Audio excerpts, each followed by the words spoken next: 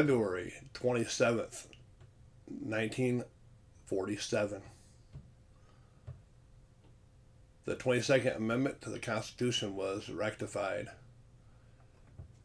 Term limits for the president, making it where you can only have a president for 2 terms, 8 years, max. I think that's a great idea. Franklin Roosevelt, 4 terms, way too long for one person to be in the White House. I think it's time that we get term limits on our Congress people and our senators. Currently, we have Chuck Grassley, 47 years. Ed Markingly, 45 years. Ron Wyden, 41 years. Chuck Schumer, 41. Hal Rogers, 41. Chris Smith, 41 years served. I mean, we have people serving over 40 years. And we have, let me get right here. Here in Michigan, we had a guy served from 1955 to 2015. 59 years the guy served. And now his wife is in that same, representing the same district or same region. It's a different district number now because of gerrymandering. But I would be honest, I'm involved in the political party directly.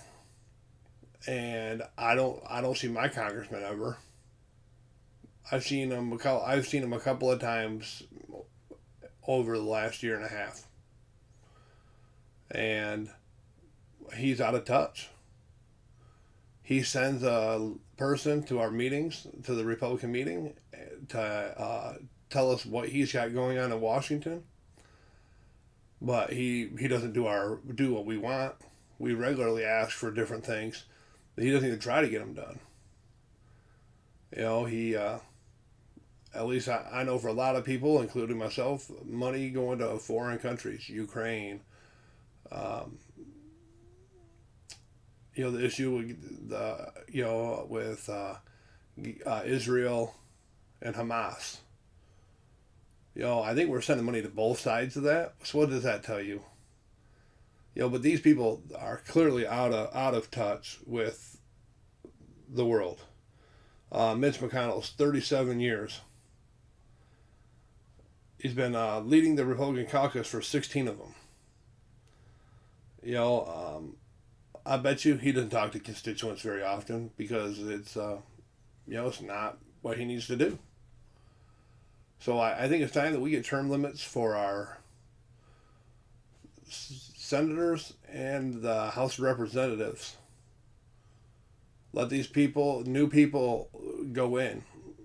Let other people do their fair share of the work. George Washington, warned us about political parties. We have a huge problem with that. And him and Thomas Jefferson, the first and third president, who both could have ran for a third term for the presidency, said, "No, I'm not," which set of presidents for years, until Franklin Roosevelt came along and ran, died.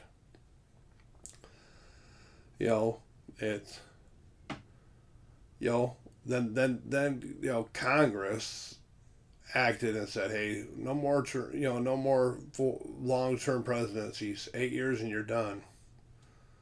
In the odd case, I guess you could be the vice president for 8 years and then the president for 8 years. So you have, I guess you're in for 16 years, so to speak, depending on how good a relationship you have with your president. But the real problem comes in from the House and the Senate. There's, 40-something years.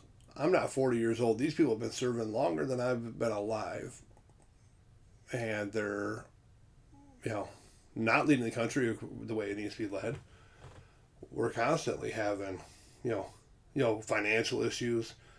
They're talking, they'll always say we're going to shut the government down, and then they tell you, oh, it's the Social Security recipients is going to be the ones who get hurt the most. Yep, yep. If we can't pass the budget, we're all going to continue to get paid, but grandma's not, grandpa's not, your disabled neighbor's not. Those people, they're not going to get their payment because, the government shut down. You won't be able to go to the national parks or the national, like the monuments. We're going to shut the monuments down because the government shut down. We're still going to get paid as representatives. But you, the people who paid all these years in taxes, we're going to shut it down so you lose out. You won't be able to go see the Washington Monument, the Lincoln Memorial, the Vietnam Wall. You're not going to go to the parks because the parks are going to be closed because the government shut down. So I think it's time that we pass on all these politicians and bring in new blood, because this current blood is not good. So I'm going to put a link below for U.S. term limits. And, so you can try to help out with that cause. And thank you for watching. Today, at least in Michigan, is the presidential primary. So feel free to get out and vote. And hit that like button down below. It's free. It helps the channel. And if you're not already subscribed, feel free to hit that subscribe button. I try to upload a couple videos a week. Tonight, I will be reporting for Edison Research at the Mecosta County Clerk's office, reporting back to them on, the presidential primary. You can also watch online, a lot of the, well, I can't say a lot, but some of the Michigan counties go to election reporting website. I'll also link that down below so you can see how the election goes tonight. And thanks for watching.